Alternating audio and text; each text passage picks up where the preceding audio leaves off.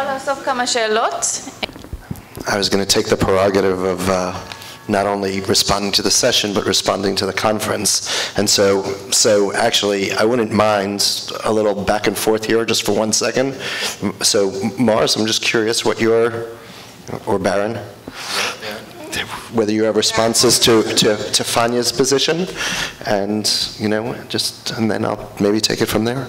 I mean, after Fanya responds to your response. I found that really, so obviously in the context of England, what I realised, so just this one will work, yeah, is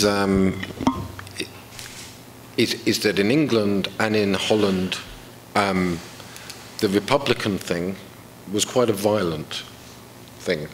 And then obviously the French Revolution can be looked at historically and retrospectively as a terrible loss. The society was subordinated to the state. It was very administrative. And it's one of the wonders to me, certainly in England, is how the monarchy is so popular. So that's the paradox, that we can have a very strong democracy, perhaps because we have a monarchy, and it allows for. So I'm really. So obviously, what I'm saying is there has to be certain forms of what you say, a healing and a broadening of a democratic political life.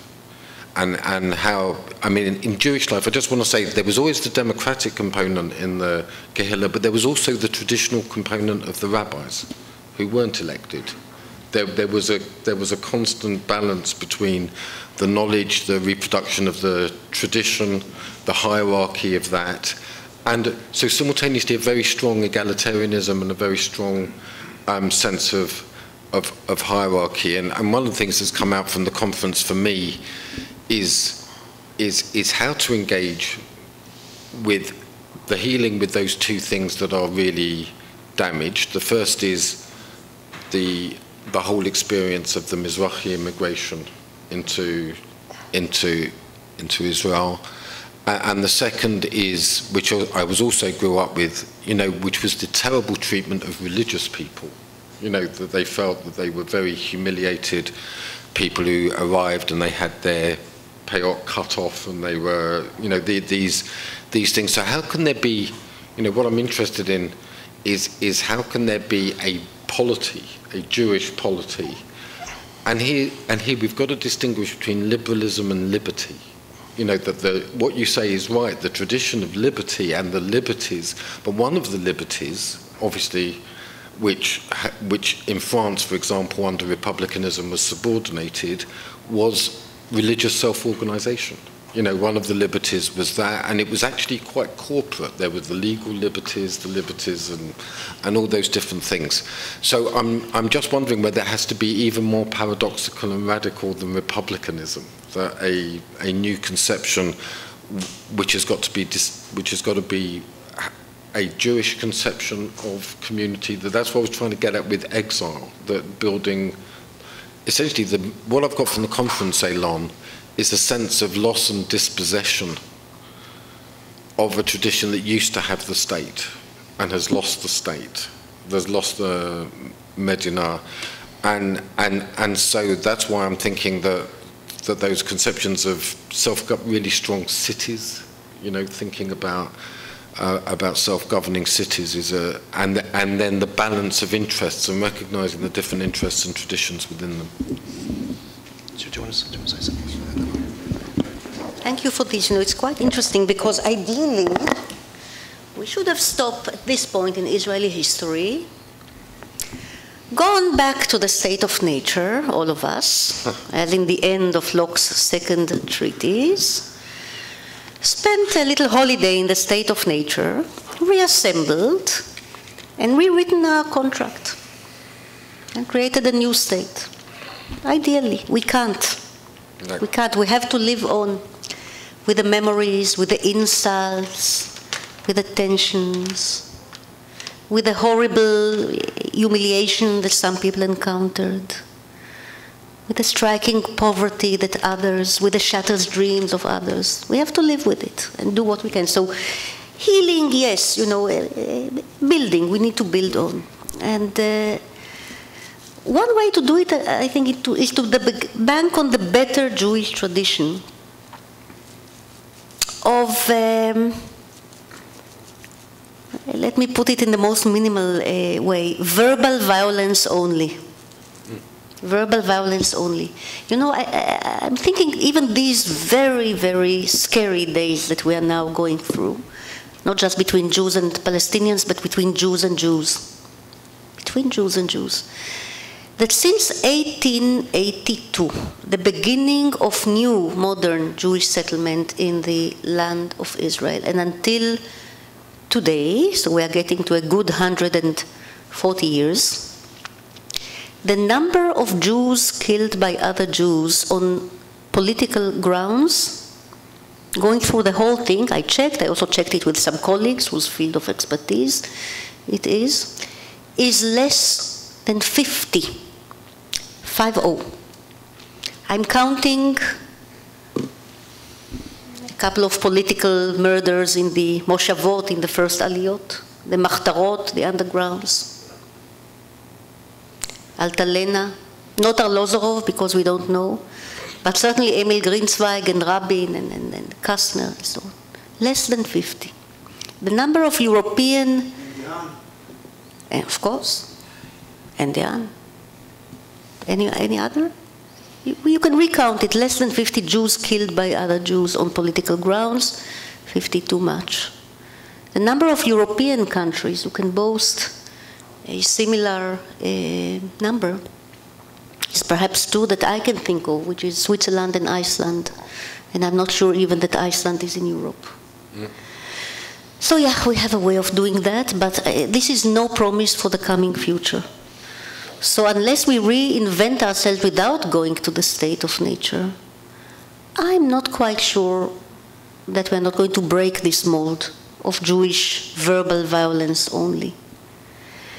And it will have to be within a Republican, certainly not a liberal, but not merely a liberal, but a Republican forum or a nationalist forum, because we are vocal people, we are not silent people, we are not passive people.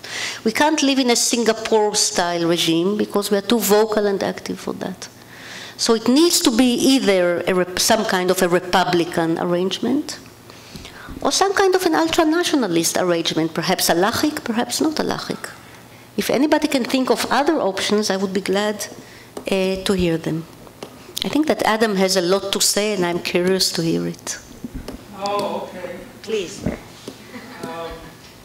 So I think there's a problem. I mean, we probably need a whole session to discuss and debate on this notion of about this country, when they had their own politics. So just to quickly respond, I suspect that you might be barging into an open door.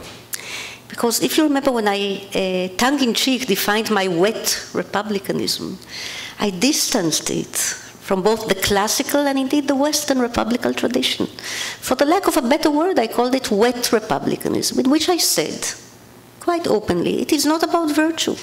It is not about civic virtue. Of course, it is about the call for activism. We saw that in the summer of 2011 here in Tel Aviv, Sderot Rothschild and Shkunat Hatikva. There is a call for civic activism. There is no element of civic virtue in this Israeli version, what I call wet republicanism.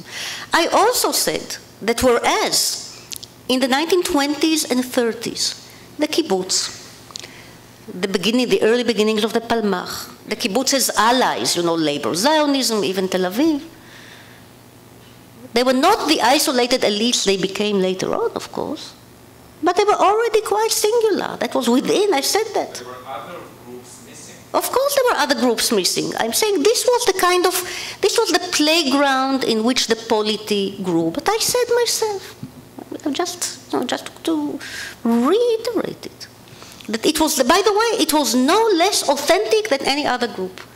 I will not deem it serious to say that either the kibbutz or Mapai or labor Zionism in general or the Palmach were not authentic parts of the society that was being formatted here, or the small Tel Aviv. It it predominated. It predominated, by the way, much too long. I said it myself. But within it, there was played out some sense of communal belonging that was part of what I have tongue-in-cheek defined as wet republicanism. What I'm saying today, since we cannot all go to the jungle and come back again, refreshed, to restart, to reboot a new state here, we need to find ways of counterbalancing the different elements. And one way is to find what I called an enactment, a meeting point of this wet Republican tradition, that is republicanism with a strong sense of belonging and cultural elements, conjoined with the villa, with the Levantine villa, with Ifat Bitton's Levantine's villa, which is also full of such wet community senses. Some Republican and some not. By the way, not everybody will be Republican or be part of the Republican game. We heard today voices which are not going to be part of the Republican game. But at least the playing field would be laid out for these different voices. So I'm not quite sure, Adam, at the end of the day, where our disagreement lies, except perhaps with my insistence, maybe that's where you disagree, my insistence that the liberal backbone is irreplaceable. Maybe there. That might be just one sentence. One sentence. What does the word Republican give us over and above what Professor Schlied presented this afternoon? Unfortunately, he was here this morning and I was not here, so I simply cannot say. But I will leave it to Alon to bring all of these lovely positions together in some lovely synthesis. Please, thank you. Dear Lord. Yes. I want to, oh, do I love Morris. So deep. Actually, I apologize for having to step out for a few minutes, but obviously I can't put together everything that went on here the last 2 days and connect that to the conversation, but I want to start with the piece that I heard where you started, Morris, which was the community organizing piece, and I think a love that we share for Arnie Graf in all of that. There is something very profound. It's connected completely to the Republican conversation right now that you just had. There's something very profound to me about the community organizing piece. Is that you start with people. And you start with people in their experience. Somebody once described to me community organizing, that there's two different kinds of community organizing. The community organizing, this is the 8-second test of Morris, where you knock on the door and somebody opens it up and you tell them what you want to say. And the very different kind of community organizing is the community organizing, the door opens and you ask them to tell you what they have to say. And it's a very different starting point. And it's connected something to, you said yesterday, Fania, I think this is part of the tension also that came up, something that at first I didn't quite connect to, but I think it's your own response to maybe the republicanism piece, which is that Israelis don't like theorizing. And I take that on the good side, not on the bad side. I take that on the good side, that means whatever is going to be built here, what has to be built is something that starts from the bottom up. It has to. It has to, because of all those voices that were left out. And I think it's also important to point out that the voices that are left out, or they're not part of, and almost everyone in Israeli society in a very bizarre way feels themselves in some ways left out, including the liberal left hegemony or the past hegemony that feels as threatened in those ways. But we're not just individuals. We come to the conversation as groups, as part of groups. Now, it's not essential. It's not one group that we're part of. We wear many hats. But the conversation that needs to take place in Israeli society, the phrase that we throw around often and that appeared a couple of times, including for this session, about the common good, right? How is that common good defined? So first of all, there's a deep democratic question. Is democracy a fight between differing ideologies, with all of that entails about the way conversation takes place and the desire to convince somebody else that they should root for my side rather than your side. Is that what the conversation is? Is that what democracy is? Or is democracy, right? We use the Aristotelian model, which has tons of critiques, which, you know, we just heard, but is it an attempt to build a level playing field with a conversation that everybody is invited to, and allowing what emerges, not everyone invited to, everyone invited to, but the conditions of the conversation are the conditions where we're interested in what everybody has to say. That we're interested in all those different pieces and them coming together and making that possible. And it's a very different kind of democratic conversation. It's a conversation that's not about the ballot box. It's not about winning and losing. It's not about opening the door, you know.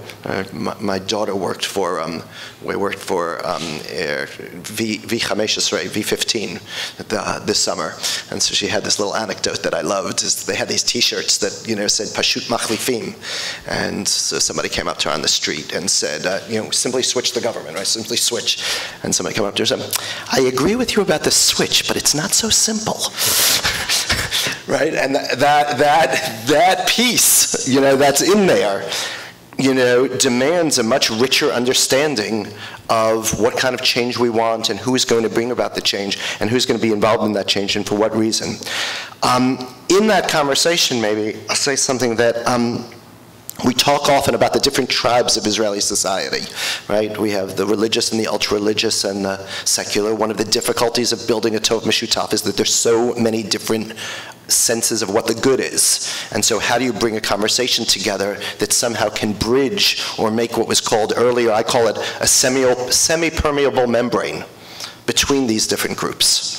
In other words, doesn't force everybody to be together, doesn't force me to change my good and what that good is, but creates a meeting point that's about relationships on a political level between different groups of people.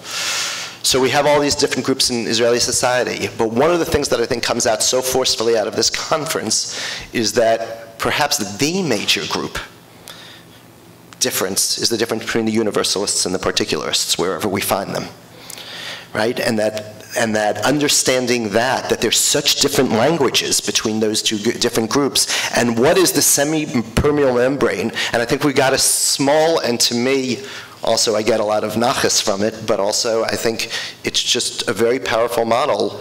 You know, Benayahu and Gabi and Donna and Gili that sat on the stage yesterday evening at this time and gave us a window into what that feels like, what that looks like, and how people change. And I think one of the big questions is, how do you scale that up? How do you turn that into a political process, a political approach in a world of Facebook, in a world of Twitter, in a world where people are not interested in a conversation, people are interested of winning, beating, and is that possible? I think we have seen through the Shacharit model that it is possible, that you can create that space, that when you bring that level playing field together, it can build a politics. But that politics is very much ground up. So I think that a lot of our question is about that, is about how you build, and it's a lot about what Adam, what you talked about, you know, in your talks about, you know, the belonging and how different senses of belongings, without expecting a greater belonging to take place in a deep sense, but to create a much richer network of goods that allow a Tov Meshutaf that is far more complicated in a radically differential society that has lots of different voices to it, to build that complex network of connections between. That's, to me, somewhat what the public good, the common good, can look like in Israeli society. And then just, I think it's worth saying a few words that I think that we can see that it's not just a process. We see when we saw it in the conference, and there's a lot of talk about that, we can see what it actually looks like in policy. Like, what do we expect? I mean, I won't repeat, to me, Erica's phenomenal paper about what this means in terms of peace. and how we think about peace and who's in the room and who's not in the room, I find the metaphor of Shalom Bayit actually a very compelling one, and I think a very telling one about what those look like, but also the different voices of Israeli society that would be involved in a conversation about peace, not allowing a whole lexicon to be owned by a certain population in the country, which is, of course, let's be very clear, both sides are involved in that. This is not just, this is not just the liberals usurping language or the left usurping language. It works on both ways.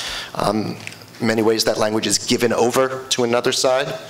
But peace is a very rich concept. And if we go back to Judaism and Jewish sources, there's no avoiding the fact that there's a strong idea about peace that's out there. What does that look like when we open it up and allow those different voices to be part of it and around that? So I think that there's an agenda here about how to approach peace without relinquishing peace as a place. Also understanding security as part of that. Security is the flip side of that. There really are reasons to be scared in Israeli society. There really are reasons that my identity is threatened, not just in a psychological sense, but in a very physical sense. Those things are part of the conversation that in many ways the particularists know that and own it and understand it. And the liberals have a certain blindness to it.